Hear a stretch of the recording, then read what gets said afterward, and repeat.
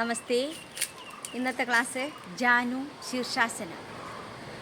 പാർശ്വവശങ്ങളിലേക്കും ഉദരാവയവങ്ങളിലേക്കും നന്നായി വ്യായാമം കിട്ടുന്ന ജാനു ശീർഷാസന മൂത്രാശയ തകരാറുകൾ, പൈൽസ്, പ്രമേഹം എന്നീ രോഗങ്ങൾക്കെല്ലാം ഒരു പ്രതിവിധിയാണ്.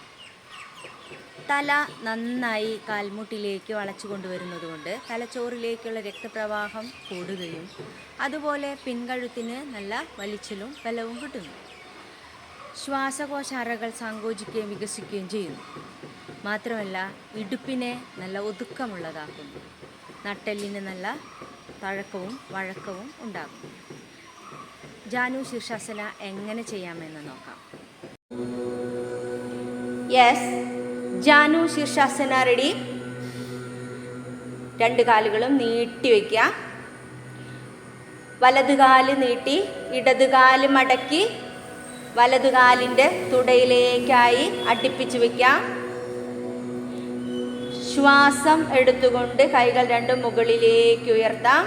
ഇൻഹേൽ. ശ്വാസം വിട്ടുകൊണ്ട് തല മുട്ടിലേക്ക് മുട്ടിക്കാം. കൈകൾ രണ്ടും നീട്ടി കാലിലേക്ക് പിടിക്കാം. എക്സേൽ. 1 2 3 4 5. ഇൻഹേൽ. എക്സേൽ.